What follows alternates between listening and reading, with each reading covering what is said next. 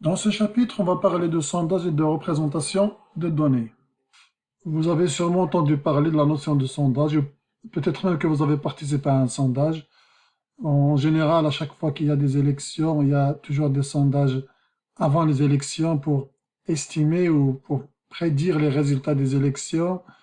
Et toutes les grandes entreprises utilisent des sondages avant par exemple, faire sortir un produit sur le marché. Il y a des enquêtes d'opinion, il y a des sondages qui sont faits. Et donc c'est un outil très important qui est très utilisé de nos jours. Dans ce chapitre particulièrement, on va étudier les différentes étapes requises pour élaborer un sondage, le type de questions posées, le choix des chefs de mesure, etc. Récolte de données, donc en sous-entend d'abord échantillonnage et puis sondage. Le traitement de l'information recueillie et la représentation des données recueillies sous forme de tableaux et de graphiques.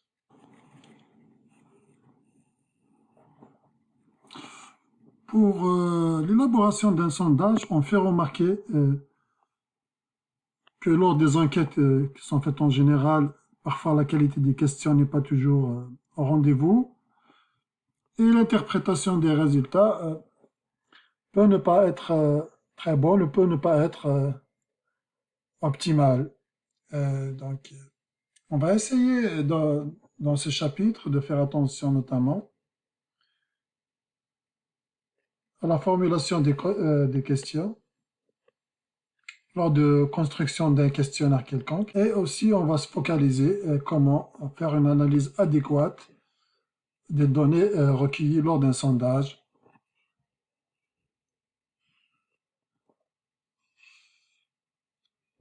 Regardons l'exemple 2.1.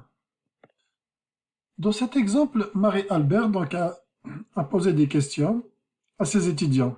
Voici la première question. Trouvez-vous que les chats sont jolis, adorables, doux, imposants et propres? À cette question, les étudiants vont répondre par oui ou par non. Ensuite, combien de chats avez-vous dans votre maison? Ils vont répondre par un chiffre qui peut être nul. Et la dernière question, combien d'individus âgés de moins de 18 ans résidant à temps plein ou à temps partiel dans votre domicile principal? Et là, ils doivent répondre entre 0, 1, 2 et 3. Donc ça, un aperçu du sondage qui a été effectué. Ensuite, elle a compilé les résultats, les données recueillies. Elle a conclu la chose suivante. Le nombre moyen de chats par domicile est 1,8. Le nombre moyen d'enfants par domicile est 1,5.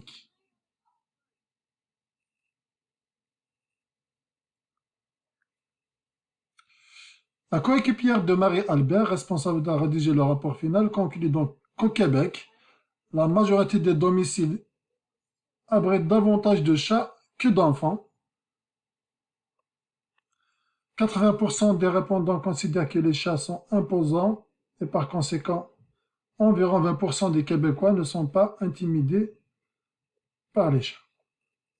Donc déjà, probablement, même si c'est la première fois que vous voyez une enquête statistique ou un sondage, il est probable que intuitivement, vous avez remarqué des choses probablement qui ne vont pas très bien dans ce sondage, que ce soit dans la cueillette des données. Ici, on n'a pas parlé d'échantillonnage, hein, comment il a parlé, a demandé aux étudiants d'une classe. Donc, il a pris les étudiants d'une classe de médecine,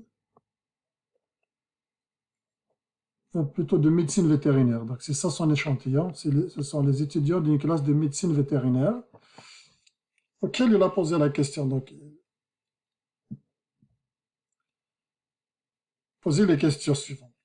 Vous avez probablement déjà intuitivement pas mal d'objections par rapport à ce qui a été fait et par rapport aussi aux conclusions. Hein. Par rapport aux conclusions, on va essayer d'aller de l'avant dans cet exemple pour de plus près ce sondage pour voir en quelque sorte ses défauts et ça vous donnera un aperçu global des futurs sondages et comment vous pouvez les analyser. Premièrement, dans un sondage, la première étape, c'est la construction de l'échantillon. Si l'objectif, c'est d'étudier en moyenne combien de chats par foyer, ou bien en moyenne combien d'enfants par foyer, au Québec, on s'intéresse donc au Québec, est-ce que c'est un bon échantillon de prendre une classe de médecine vétérinaire? Est-ce que c'est un échantillon représentatif de la population? Ici, l'échantillon est clairement pas représentatif. Ça peut être déjà une petite classe de 30, 40 ou 50, et même si c'était un échantillon nombreux, il n'est pas représentatif de la population, puisque l'échantillon n'a pas été construit avec les meilleures méthodes d'échantillonnage. Ça, c'est le premier point. Les questions qui ont été posées. Trouvez-vous que les chats sont jolis, adorables, doux, imposants et propres? Les questions ne sont pas claires. Et si quelqu'un trouve à la fois joli mais imposant, est-ce qu'il doit répondre oui, un non? Ou bien non, ou bien il trouve joli, adorable mais pas imposant. Est-ce que la question n'est pas claire? Ensuite, combien de chats avez-vous dans votre maison? La question est pas mal claire, ils vont répondre par un chiffre. Combien d'individus âgés de moins de 18 ans résidents, donc c'est pas combien d'enfants il y a dans votre foyer, combien d'individus âgés de moins de 18 ans résidant à temps partiel ou à temps plein? Là, c'est pas clair du tout. Hein. Si les neveux et les nièces viennent 2 fois par semaine, est-ce qu'on va les comptabiliser? C'est pas clair, c'est une question pas du tout claire. Et la réponse 0, 1, 2, 3, et si c'est 4, on va répondre quoi? Donc là, vous voyez déjà pas mal de défauts dans la formulation des questions. Ensuite, il a fait les calculs, il a fait juste le nombre d'individus qui ont dit le nombre de chats. Il a divisé sur le nombre, sûrement, il a calculé une moyenne de chats par domicile. Combien en moyenne ils ont de chats par domicile. Donc ça, c'est un calcul mathématique. Chaque étudiant a répondu le nombre de chats et puis il a fait sa moyenne. Le nombre moyen d'enfants aussi, il a utilisé les résultats du nombre d'enfants par foyer qui a été répandu et il a fait sa moyenne. Et puis il a fait des conclusions, donc la coéquipière de Marie-Albert a fait des conclusions sur tout le Québec. En plus, quelles conclusions elle a fait? La majorité des domiciles abritent davantage de chats que d'enfants, parce que la moyenne ici 1,8 ici 1,5, elle a conclu qu'il y a plus de chats que d'enfants. Mais est-ce qu'il a sondé des foyers? Est-ce qu'il est allé dans des foyers pris dans un échantillon représentatif? Non. Il est allé juste poser la question à des adultes qui sont dans une classe de médecine, en plus vétérinaire. Le fait qu'ils soient dans une classe vétérinaire, probablement, c'est parce qu'ils aiment les animaux, donc ils aiment les chats. Déjà, la classe, déjà, elle est biaisée, la construction de l'échantillon est complètement biaisée. Ensuite, pour les enfants, mais tu as posé la question à un adulte, cet adulte a été à un moment donné enfant, mais tu pouvais pas lui poser la question puisque tu n'as pas pris des enfants, tu as pris des adultes dans une classe de médecine. Tu n'es pas allé questionner des foyers qui contiennent des enfants ou pas. Tu as questionné des élèves en médecine et probablement ils sont tous, quand bien même il aurait cet étudiant un frère ou une sœur, probablement ils sont eux aussi adultes. Comment ils vont répondre qu'ils ont des enfants à la maison? Si ce sont déjà adultes. Au moins un, il est adulte. Donc, toutes les familles qui ont un seul enfant, ils sont exclus de ce sondage. Puis que cet enfant, il est adulte, si elle est dans la classe de médecine, vous lui avez posé la question à un adulte. Etc. Donc, vous voyez bien, les conclusions sont complètement erronées. L'interprétation des résultats est complètement erronée. Ensuite, il dit que 80% des répondants considèrent que les chats sont imposants. Mais d'où est-ce qu'il vient cette conclusion? De la première question, mais la question c'est pas est-ce que les chats sont imposants. Peut-être il inclut les gens qui pensent qu'ils sont jolis, il inclut les gens qui pensent qu'ils sont propres. Donc déjà, cette conclusion, elle est fausse. Quand bien même serait correcte, et ne peut pas conclure que 20% euh, ne sont pas intimidés par les chats. Sont imposants, alors les autres 20% ne sont pas intimidés par les chats. Il n'y a aucune question sur qu'ils soient intimidés ou pas. Ça dépend. Le mot imposant, déjà, comment va être interprété. Il y a des gens qui peuvent penser qu'il est imposant, mais sans qu'il soit intimidé, etc. Donc, il y a énormément de lacunes dans la construction de l'échantillon, la formulation des questions, l'interprétation des résultats, etc. On va essayer d'aller de l'avant. Exemple 2.2. Donc, pour chaque question, expliquez quel est le problème dans la formulation de la question. Donc, ça, c'est des exemples de questions qui sont retrouvées dans un sondage public, ici au Canada. Premièrement, est-ce que vous soutenez notre décision d'abolir le registre des armes d'épaule inefficace et coûteux? Première question. Deuxième question, est-ce que vous soutenez notre ordre du jour de lutte contre le crime? Est-ce qu'une force militaire solide est importante pour le Canada? Ben, qui va dire le contraire? Est-ce que les demandeurs de statut de réfugiés devraient recevoir de meilleurs soins de santé que les citoyens canadiens? Qui va dire oui, on va donner plus de soins aux réfugiés plus qu'aux citoyens, qui va répondre par oui. On se pose la question nous-mêmes. Est-ce que vous soutenez la taxe sur le carbone, tueuse d'emplois, hein? On ne sait pas si elle est tueuse d'emplois, de 21 milliards de dollars de Thomas Mulcair. Donc, un sondage complètement orienté, comme vous l'avez sans doute remarqué, les questions complètement orientées. Est-ce que vous soutenez notre décision d'abolir le registre des armes? La question aurait pu s'arrêter là, des armes d'époque, mais non, inefficace et coûteux. Donc là, c'est clairement une question orientée, on essaie d'influencer la personne sondée. Est-ce que vous soutenez notre ordre du jour de lutte contre le crime? L'ordre du jour, ça, je ne sais pas si au moment du sondage, les gens à qui on a demandé, on a posé la question, ils étaient au courant de l'ordre du jour. Et c'est quoi cet ordre du jour? De quoi il raconte au juste? Donc, ce niveau-là, c'est pas très clair non plus. Est-ce que une force militaire solide est importante pour le Canada? Pas juste pour le Canada, pour la plupart des pays. Est-ce qu'il y a un pays qui va dire non, une force militaire solide, c'est pas important? Je crois pas. Est-ce que les demandeurs du statut réfugié devraient recevoir de meilleurs soins de santé? Quel citoyen il va dire oui? Personne, etc. Donc, vous avez remarqué sans doute déjà vous-même pas mal de problèmes dans la formulation des questions. À l'hiver 2015, les électeurs du député Lawrence Toel dans la circonscription de Elmwood, Transcona, en Manitoba, ont reçu le message suivant. Voici donc les messages qui ont été reçus. J'essaie de traduire en français. Donc, je suis d'accord avec Lawrence. On doit prendre de mesures additionnelles pour protéger le Canada du terrorisme. Et la deuxième question, c'est pas non, on n'a pas besoin de mesures supplémentaires ou d'actions supplémentaires pour lutte. Ça veut dire peut-être c'est suffisant déjà les actions qui sont menées, etc. Non. La deuxième question, je suis pas d'accord. Les terroristes sont aussi des victimes. Voilà. Donc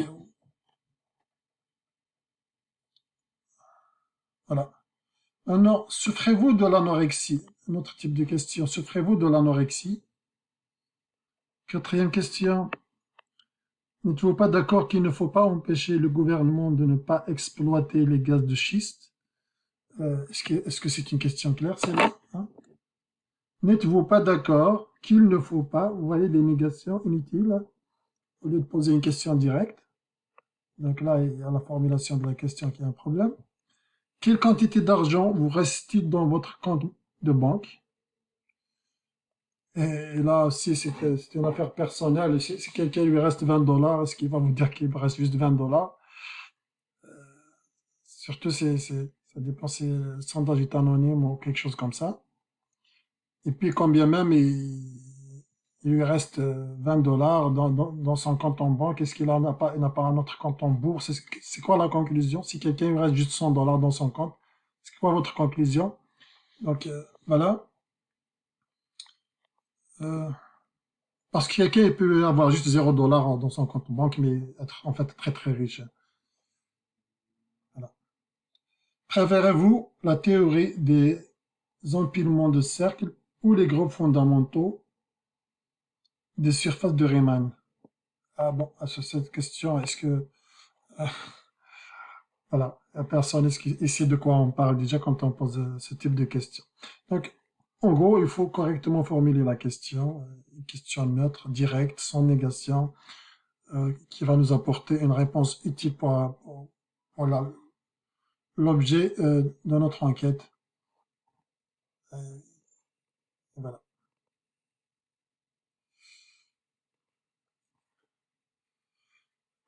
Donc, j'ai parlé quand même pas mal de problèmes des précédents questionnaires. Maintenant, les types de questions. On dit qu'il y a 3 types de questions. On les classe comme ça, les questions fermées, les questions ouvertes et les questions semi-ouvertes.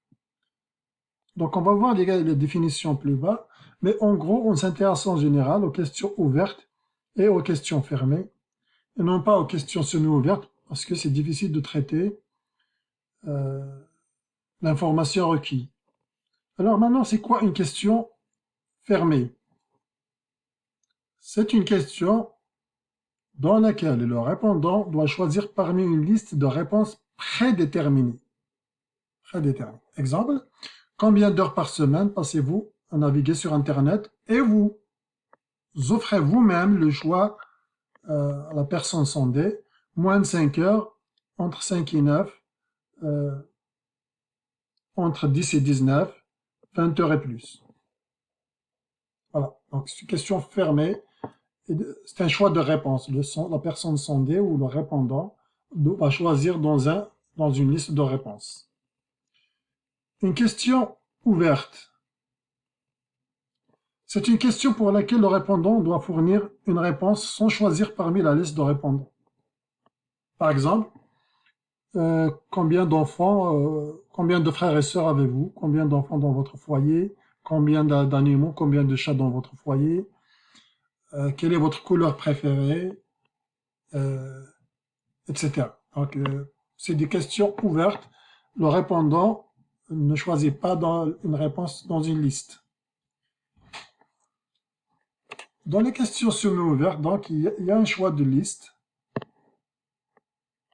Il y a un choix dans une liste, mais il peut y avoir d'autres réponses. Exemple, dans quel pays se situe actuellement votre domicile permanent? Canada, les États-Unis, Suède, et puis autre.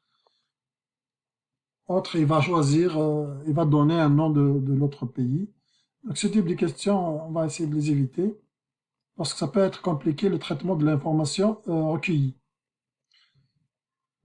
En général, il est conseillé d'éviter les questions ouvertes et semi-ouvertes. C'est-à-dire, on préfère, dans la mesure du possible, que le répondant choisit dans une liste, la réponse dans une liste.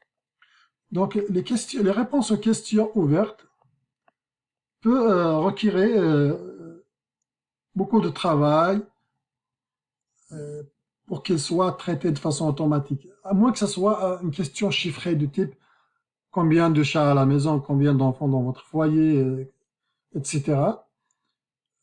Là, ils répondent par un chiffre et c'est facile de traiter ces données. Mais sinon, imaginez une question, quel est votre passe-temps préféré? Et que le répondant ne choisit pas dans une liste. Imaginez les réponses qui peuvent être données, peuvent être très très variées. La formulation de la réponse peut être très différente. La même réponse peut être formulée de façon très différente, au point où on penserait que c'est une réponse différente, etc. Donc, ça peut être, euh, ça peut être une tâche ardue d'analyser les données recueillies avec des questions ouvertes. Par exemple, si quelqu'un va dire que son passe-temps préféré c'est l'observation des oiseaux, et quelqu'un d'autre il va dire c'est l'ornithologie, ben, est-ce que c'est la même chose ou pas? Ou est-ce que c'est différent? Il faut également faire un pré-traitement des données pour s'assurer qu'il n'y ait pas de données manquantes, par exemple, ou qui n'a pas de sens. Si la question est ouverte, quelqu'un peut vous écrire n'importe quoi, probablement. Et vous allez dire quel est votre passe-temps préféré, il va vous dire je sais pas, FC Barcelone a perdu le match d'hier. Donc il faut s'assurer que la réponse, et qu'il y a déjà une réponse, et qu'elle a un sens la réponse. Euh, que fait-on si un répondant a inscrit plusieurs réponses à la fois? Voilà. Donc, là aussi, il faut voir qu'est-ce qu'il faut faire dans ce type de situation. Bon, il arrive qu'on fasse un pré-sondage afin justement de voir les réponses des répondants, de s'assurer qu'on va avoir des réponses un peu adéquates qui peuvent nous laisser faire une bonne analyse, avoir des résultats. Donc, avec le pré-sondage, on peut apporter un ajustement aux questions, la manière de poser les questions, etc. Donc, il arrive qu'on fasse un pré-sondage pour voir si si les questions posées euh, sont pertinentes, en regardant les réponses des répondants. Parlons maintenant de type de variable. Donc, une variable statistique, c'est une caractéristique que l'on étudie. Okay. Elle peut être quantitative, c'est une quantité. C'est quoi le nombre de frères et sœurs? Combien avez-vous de frères? C'est une quantité. C'est quoi votre taille? C'est quoi votre poids? Vous buvez combien de litres d'eau par jour? C'est une quantité. Chaque quantité, c'est une variable quantitative. Et il y a des variables qualitatives qui ne sont pas des quantités. Donc ça représente une qualité telle que c'est quoi votre marque de voiture préférée? C'est quoi la couleur de vos yeux? Etc. Donc la modalité, ce n'est pas un chiffre. Parmi les variables quantitatives, il y a celles qu'on considère continues et discrètes. Les variables discrètes prennent des valeurs isolées. Par exemple, combien avez-vous de frères et sœurs? 0, 1, 2, 3, c'est des valeurs isolées. On ne peut pas avoir 2,67 par exemple. Combien de fois partez-vous en vacances? Ou combien de fois vous êtes parti en vacances depuis votre naissance? C'est variable discrète. Alors qu'une variable continue, c'est quoi votre taille? C'est quoi votre poids? C'est quoi votre salaire? C'est quoi, etc. Donc, c'est des variables continues, c'est-à-dire, par exemple, pour la taille, ça peut prendre n'importe quelle valeur entre, par exemple, 1 mètre et 3 mètres. Et pas des valeurs isolées, distinctes que l'individu est censé prendre, que la variable va prendre, mais tout un intervalle. Et la variable statistique va prendre les valeurs à l'intérieur d'un intervalle. Donc, une variable qualitative est dite ordinale si l'on peut établir une relation d'ordre. Sinon, elle est dite nominale. Si on dit c'est quoi la couleur de vos yeux, c'est clairement qu'on peut pas, il n'y a pas d'ordre. Yeux bleus, marron, etc. Il n'y a pas d'ordre. Si on dit c'est quoi votre couleur préférée, ben, clairement on peut pas, y a pas d'ordre. Si on pose la question, est-ce que vous aimez les séries de télévision? Et les réponses, c'est je les aime un peu, je les aime beaucoup, et je les aime à la folie. Il y a un ordre. C'est des réponses qualitatives, c'est pas une quantité, mais quand même il y a un ordre. Donc ce sont des variables ordinales. Ordre, il y a un ordre, donc c'est ordinal. Il n'y a pas d'ordre, c'est nominal. C'est juste on les nomme, on nomme juste ces qualités que peut prendre cette variable statistique.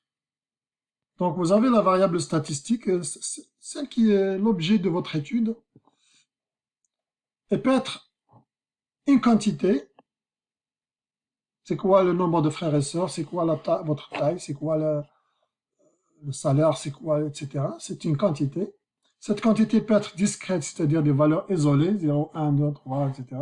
Comme elle peut être continue et prendre des valeurs à l'intérieur d'un intervalle. Ça peut être une qualité. Elle peut être nominale, juste on la nomme, comme la couleur des yeux, comme une couleur de façon générale. Elle peut être ordonnée, il y a un ordre quand même. Par exemple, c'est le cas par exemple des enquêtes de satisfaction de clients. On pose la question, est-ce que vous... C'est l'exemple, quand on note un produit par exemple sur Amazon, là vous dites 1 étoile, 2 étoiles, 5 étoiles. C'est un sondage, donc c'est une variable qualitative.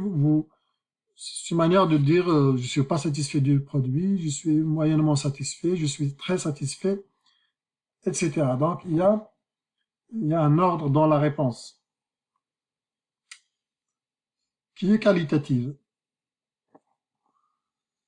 Continuons toujours avec les exemples. Dans une usine, on s'intéresse au diamètre des pièces métalliques fabriquées sur un tour automatique. On utilise 2000 pièces. On souhaite voir le diamètre de ces pièces. Quelle est la population et la taille de la population?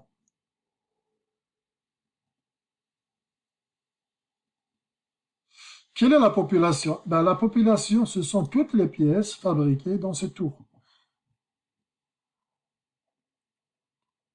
automatique.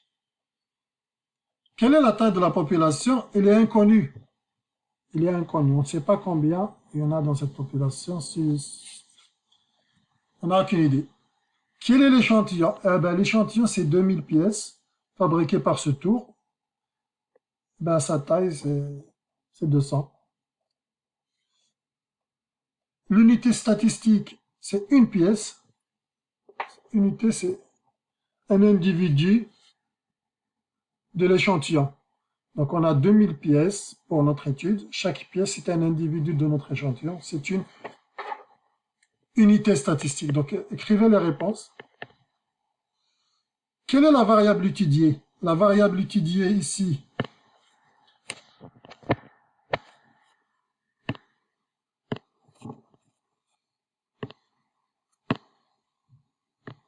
la variable étudiée, c'est le diamètre de ces pièces. C'est ça la variable. Donc, la variable, c'est le diamètre. Quelles sont les valeurs et modalités de la variable? Donc, il n'y a pas de valeur discrète comme ça, 0, 1, 2, 3. La variable, c'est une variable quantitative continue. Donc, le diamètre,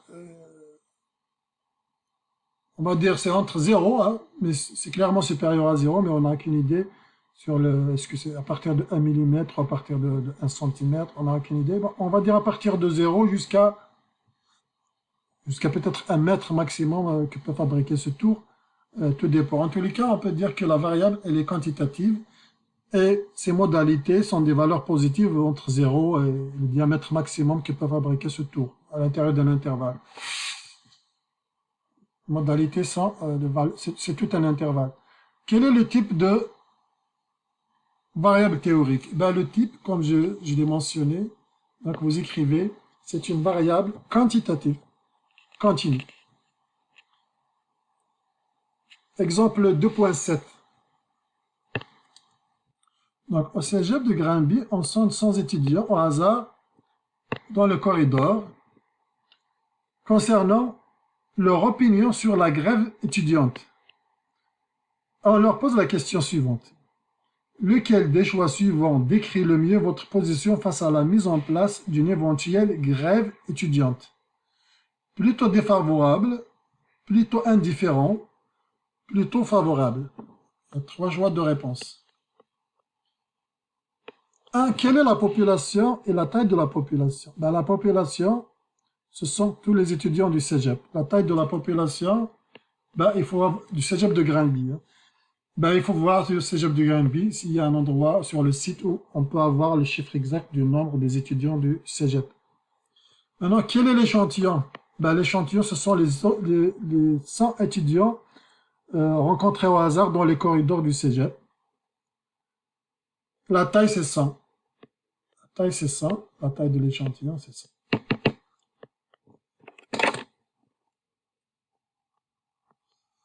Quelle est l'unité statistique? Eh bien, l'unité, c'est un étudiant du cégep. C'est une unité, un individu. Une unité statistique, c'est un individu de l'échantillon. Quelle est la variable statistique? C'est la position face à la mise en place d'une éventuelle grève étudiante. C'est ça la variable étudiée, la position face à une éventuelle grève des étudiants. Voilà, clairement. Quelles sont les valeurs, les modalités? Ben, les valeurs, c'est plutôt défavorable, plutôt indifférent, plutôt favorable. Ce sont les valeurs possibles que peut prendre cette variable. Quel est le type de la variable? Clairement, ce n'est pas une quantité, donc c'est une variable qualitative. Elle est ordinale, il y a un ordre quand même dans le choix des réponses.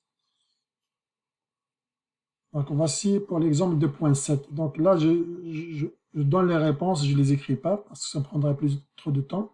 Je vous demande de prendre en note vous-même sur votre document de cours. Exemple 2.8.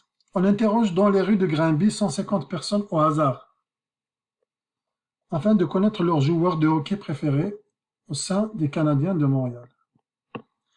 Quelle est la population et la taille de la population?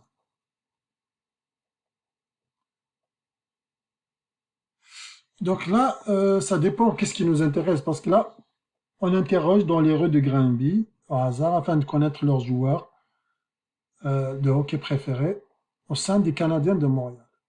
Ça dépend. Là, rien ne dit c'est quoi la population. Est-ce que l'objectif final, c'est de connaître l'intérêt des citoyens de Grimby, le joueur préféré de hockey des citoyens de Grimby, ou on souhaite vraiment des Montréalais et puis accidentellement on a pris juste Grimby parce que c'est plus facile pour nous, c'est moins coûteux que d'aller se déplacer dans toutes les régions. Est-ce qu'on s'intéresse à tout le Québec? C'est quoi? Pourquoi on a pris Grimby? Donc là, c'est pas clair la population. C'est l'objectif de savoir les citoyens de Grimby, les joueurs préférés des citoyens de Grimby, ben ce sera la population, ce sont tous les citoyens de Grimby. C'est telle la population étudiée. Et la taille, ben, c'est le nombre d'habitants de Grimby. Admettons, c'est ça. Admettons, c'est ça. On veut connaître le joueur préféré des citoyens de Grimby. Donc, la population étudiée sont les citoyens de Grimby. La taille, c'est la taille de la population de Grimby. Quel est l'échantillon et la taille? L'échantillon, ce sont les 150 personnes rencontrées au hasard. Et la taille, c'est 150. Quelle est l'unité statistique? C'est un citoyen. Un citoyen de Grimby. C'est ça l'unité statistique. C'est un élément, un individu de notre échantillon, c'est un citoyen de Grimby. Quelle est la variable étudiée? La variable, c'est le joueur de hockey préféré. C'est ça la variable. Quelles sont les valeurs modalités? Eh bien là, les valeurs modalités, il faut donner la liste de tous les joueurs possibles de hockey au sein des Canadiens. Donc ce sont tous les joueurs des Canadiens de Montréal. Il faut donner la liste. Et quel est le type de variable théorique? Est-ce que c'est une quantité? Non. C'est une qualité. C'est une variable qualitative. Est-ce qu'il y a un ordre? Il n'y en a pas d'ordre. Donc c'est une variable qualitative nominale. Juste on nomme la personne qu'on aime le plus, le joueur de hockey qu'on aime le plus. Exemple 2.9. On effectue un recensement cette fois-ci. Un recensement. Alors qu'avant, c'était tous des sondages. J'espère en tous les cas. Donc, on fait une vérification. Donc là, on effectue un recensement pour connaître le nombre d'étudiants dans les divers cégeps du Québec. Pour connaître le nombre d'étudiants, ok. Quelle est la population et la taille de la population? Je vous demande toujours chaque exemple de mettre en pause, essayez de répondre vous-même avant de voir mes réponses, avant d'écouter mes réponses. Là, c'est parce que, surtout cet exemple, il m'a l'air intéressant. Et il peut y avoir des confusions. Essayez de le faire vous-même. Par exemple, quelle est la population et la taille de la population? On effectue un recensement pour connaître le nombre d'étudiants dans les divers cégeps du Québec. La population, ce sont les cégeps du Québec. La taille de la population, c'est le nombre de cégeps de Québec. Vous pouvez voir sur Internet, ou si vous le savez déjà, combien de cégeps au total y a-t-il au Québec. C'est ça la taille de la population. Quel est l'échantillon? Là, on ne parle pas l'échantillon, puisque c'est un recensement, donc l'échantillon, c'est la même chose que la population. Un recensement veut dire que notre échantillon est égal à la population. Ce n'est pas un sous-ensemble de la population. Donc, notre échantillon, ce sont tous les cégeps de Granby. Ce sont tous les cégeps du Québec. Quelle est l'unité statistique? C'est un cégep. Un cégep du Québec, c'est une unité statistique. Quelle est la variable étudiée? La variable, c'est le nombre d'étudiants dans ce cégep. Quelles sont les valeurs modalités? Donc, c'est une variable quantitative discrète. Mais il y en a beaucoup. Je ne sais pas, peut-être ça sera entre 1500 et 4000 les valeurs possibles. Je ne sais pas exactement. Mais disons, il y a des modalités. Elle est discrète, clairement. Mais on n'a pas juste 5 valeurs comme ça, 1, 2, 3, comme le nombre de frères et sœurs. Là, le nombre d'étudiants quand même.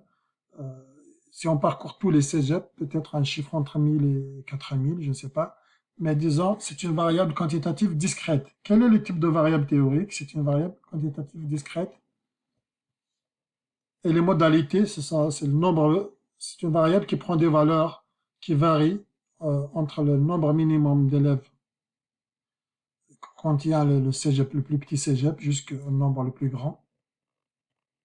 Et c'est ça les réponses.